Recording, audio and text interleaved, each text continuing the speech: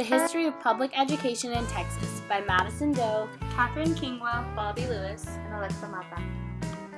From as early as 1836, Texas has been concerned about children's education.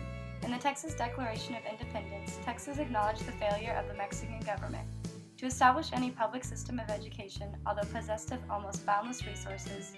This was one of the many reasons for the severing political ties with Mexico.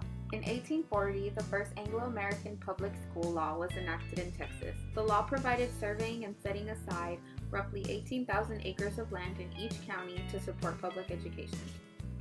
In 1845, the state constitution provided that 1/10 of the annual state tax revenue be set as a perpetual fund to support free public schools. There were also many proponents involved in the process of establishment of public education. In 1838, President Mirabeau B. Lamar's message to the Republic of Texas Congress advocated setting aside public domain for public schools.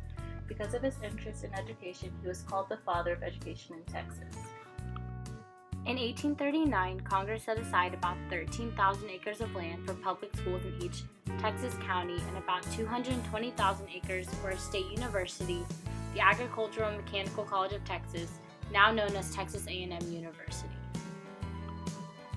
There are many events that led to the establishment of public education in Texas, but some of the events that stood out was the fact that in 1845, the United States annexed Texas, and the state's new constitution established free schools, as well as at least 1/10 of all state taxes to fund public schools. In 1854, Governor Alicia Pease signed the Common School Law of 1854 that officially created the Texas public school system. Later on, in 1861, the financial stresses at the beginning of the Civil War caused the depletion of the permanent school fund because of loan defaults. Public and private schools were closed as resources were directed to the war effort.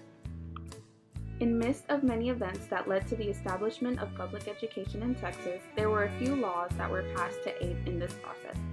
One of them being the passage of the Gilmer-Aiken laws in 1949, which gained further momentum, which created the Foundation School Program to apportion state funds to local school districts. The legislation reorganized the administration of public education, created an elected state board of education that appointed a commissioner of education, and reorganized the administration of state public schools policy through the Texas Education Agency.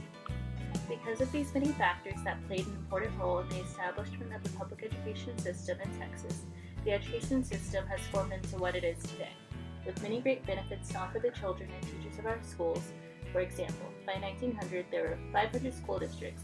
Today, there are 1,247 public school districts, open enrollment charter schools, juvenile justice districts, Texas School for the Blind and Visually Impaired, and Texas Schools for the Deaf.